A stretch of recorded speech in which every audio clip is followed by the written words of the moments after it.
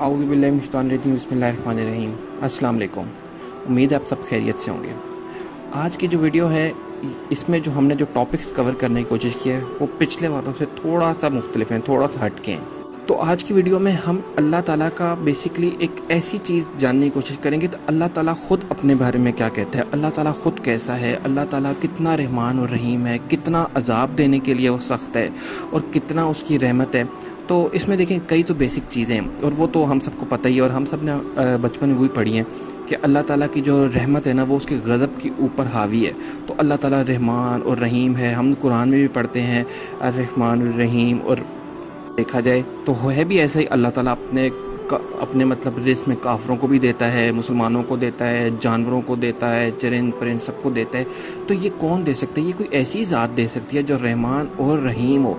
और अगर रहमान और रहीम ज़ात नहीं होती तो वो कभी किसी को ना देती, क्योंकि आप इंसानों के बादशाह देखें वो हमेशा से जुल्म करते नज़र आए हैं। जिस ओहदे पर भी बैठा होगा, जो भी बैठा होगा, वो अपने ओहदे पर एक फ़िरौन की तरह बैठा होता है, उसके अंदर एक फ़िरौनियत होती है। जबकि अल्लाह ताला की रहमान और रहीम की सिफ़त है जिसकी वजह से ना वो दूसरों का ख्याल रखता है, दूसरों को देता है, और यही जो सिफ़त है ना ये उसके ऊपर हावी है।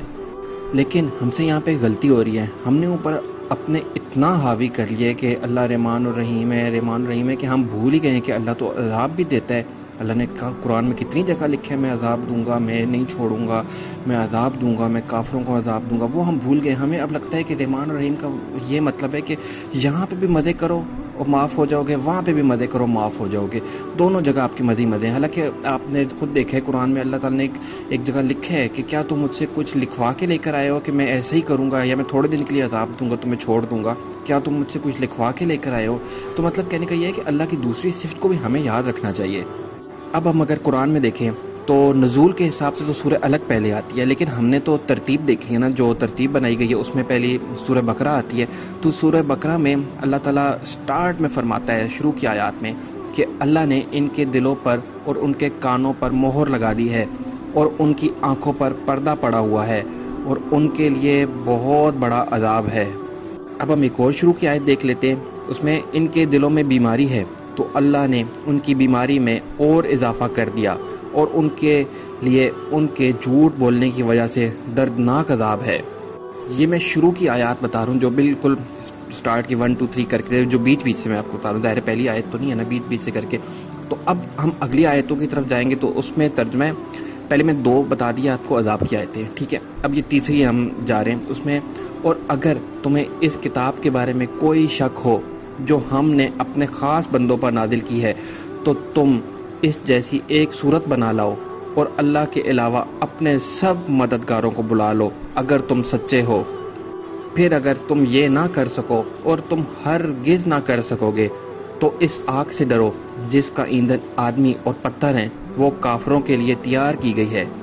अब आप देखें स्टार्ट में तीसरी दफ़ा फिर अज़ाब की आयत आई है, ठीक है। और अब हम आगे चलते हैं, और उन लोगों को खुशखबरी दो जो ईमान लाए और उन्होंने अच्छे अमल किए कि इनके लिए ऐसे बागात हैं जिनके नीचे नहरें बह रही हैं। जब इन्हें इन बागों से कोई फल खाने को दिया जाएगा तो कहेंगे ये तो वही रिस्क है जो हमें पहले दिया गया था, हालांकि इन्हें मिलता जुलता फल पहले दिया गया था।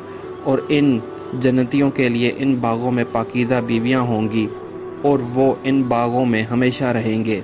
देखें, अब अगर कॉन्टेक्स्ट को हम ना देखें, चले पीछे जो भी है किसी वजह से अल्लाह ने अज़ाब का जिक्र किया, लेकिन 3 दफ़ा अज़ाब का जिक्र आया, चौथी दफ़ा में अब जाके अब अल्लाह ने जन्नत का जिक्र किया। अगर हम सिर्फ जन्नत 2 दफ़ा को देखें, 1 2 करें तो जन्नत पहले 2 दफ़ा का जिक्र आया, फिर जहन्नुम का, मतलब फिर अज़ाब का, फिर अज़ाब का, और फिर जन्नत का जिक्र आया। तो आप सोचें ना, हमने अल्लाह ताला ने हमें डराया है पहले।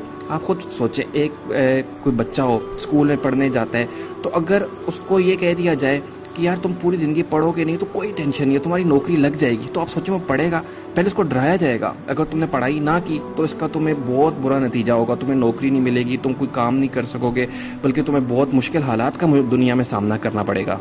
जब उसको इन हालात से डराया जाएगा तो उसके बाद फिर वो कहेगा हाँ नहीं मैं मेहनत करूँगा। सही है, तो पहले जाके कह दिया जाए कोई नहीं टेंशन, तुम पढ़ाई ना करो। तो अल्लाह ताला ने भी इसी तरह कहा है कि पहले अल्लाह ताला ये नहीं कह रहा कि कोई नहीं तुम्हारे लिए जन्नत है, तुम टेंशन ना लो। ये अल्लाह ताला ने पहले बताया है कि मैं बहुत सख्त हूँ, यानी कि ना ताकि अपना खौफ भी तो पैदा करें हम लोग। मैं यही कह रहा हूँ कि हम लोग के हाँ अल्लाह ताला को इस तरह कहा जाता है कि यार कोई टेंशन नहीं लो। मेरा कहने का मकसद ये है कि अल्लाह रहमान और रहीम है और बहुत ख्याल रखेगा, लेकिन ये उन लोगों का जो इस काबिल होंगे, जो उन्होंने थोड़ी बहुत गुनाह किए होंगे, अल्लाह ताला उनको अपनी बात बुला के माफ़ कर देगा। लेकिन आप सोचें ना, एक बहुत बड़ा जालिम है, कातिल है और बहुत बड़ा कोई रिश्वतखोर है, आप सोचें ना अल्लाह ताला क्या उसको बुला के एकदम माफ़ कर देगा? ये कैसे हो सकता है? ना ही मैं चाहूँगा ना ही आप चाहेंगे कि अल्लाह किसी बहुत बड़े कातिल और जालिम को माफ़ करे, है ना।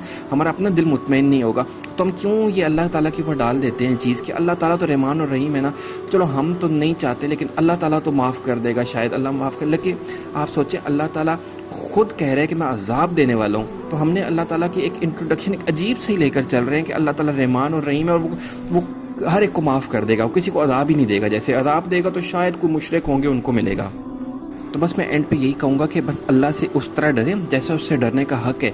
अल्लाह से रहमत की उम्मीद रखें, लेकिन उस उम्मीद के ऊपर गुनाह ना करें, ना ही किसी और को कहें कि यार टेंशन ना लो, तुम खैर है, बस गुनाह करते जाओ, अल्लाह ताला माफ़ कर देगा। बस आपने ये नहीं करना कि अल्लाह की रहमत की उम्मीद के ऊपर गुनाह करते जाना है, वो नहीं करने। हाँ, अल्लाह से डरते रहना है, गुनाह नहीं करने, फिर अल्लाह से रहमत की उम्मीद रखनी है कि हो सकता है इंशाअल्लाह ताला अल्लाह ताला माफ़ कर देगा, मुझसे गुनाह हुए, मुझसे ख़ता हुई है। लेकिन रहमत की उम्मीद के ऊपर गुनाह नहीं करने, क्योंकि अल्लाह ताला ने कहीं पर भी ये नहीं लिखा कि तुम बार बार आते जाओ, गुनाह करते जाओ और बड़े बड़े गुनाह करो, कत्ल करो और बस मेरे पास एक बार आओ माफ़ कर दूँगा।